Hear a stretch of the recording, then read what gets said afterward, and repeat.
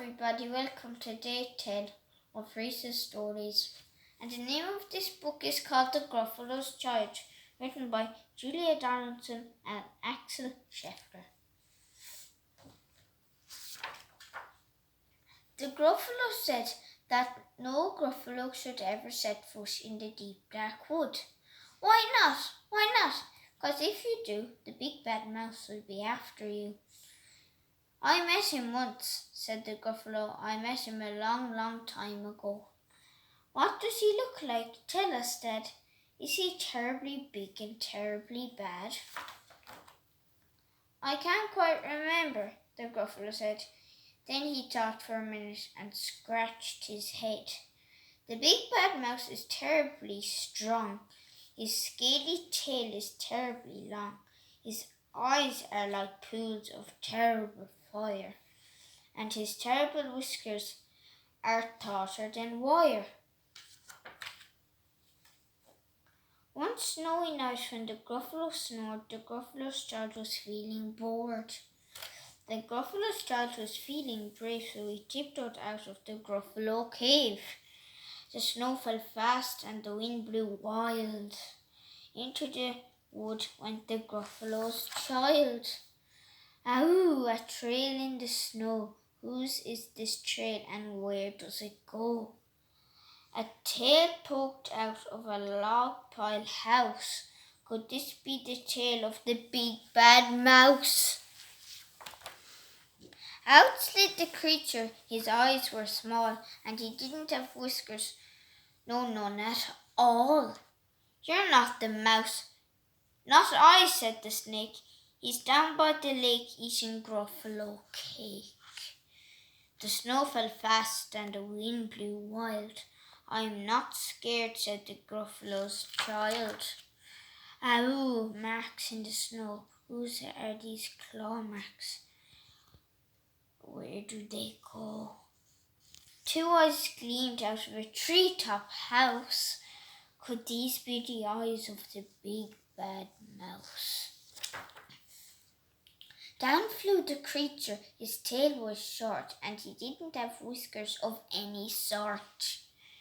You're not the mouse, to who, not I, but he's somewhere nearby eating Gruffalo pie. The snow fell fast and the wind blew wild. I'm not scared, said the Gruffalo Child. Oh, a track in the snow. Whose is this track and where does it go? Whiskers at last and an underground house. Could this be the home of the big bad mouse? Out slunk the creature. His eyes weren't fiery. His tail wasn't scaly. His whiskers weren't wiry. You're not the mouse. Oh no, not me. He's under a tree drinking Gruffalo tea.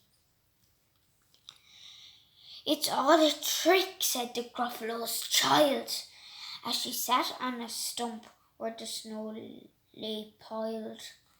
I don't believe in the big bad mouse, but here comes a little one out of its house. Not big, not bad, but a mouse at least. You taste good as a midnight feast. Wait, said the mouse, before you eat, there's a friend of mine that you ought to meet. If you let me hop onto a hazel twig, I'll beckon my friend so bad and big. The Gruffalo Child unclenched her fist. The big bad mouse, so he does exist. The mouse hopped into the hazel tree. He beckoned, then said, just wait and see. Out came the moon.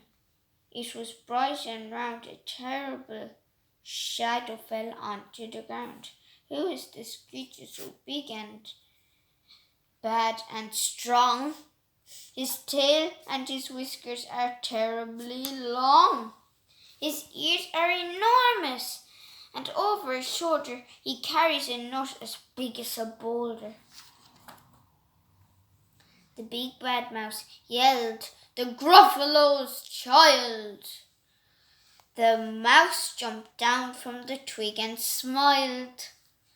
"Ahoo, prints in the snow. Whose are these footprints? Where do they go?" The footprints led to the Gruffalo cave, where the Gruffalo Child was a bit less brave. The Gruffalo Child was a bit less bored, and the Gruffalo snored and snored and snored. The end. I hope you liked that story, and I hope you keep listening to all my videos, and I'll be doing tons more for you, and I'll be never stopping, and subscribe and turn on post notifications, and when I post a brand new video you'll get an update, and comment and like. Bye, see you tomorrow for day 11.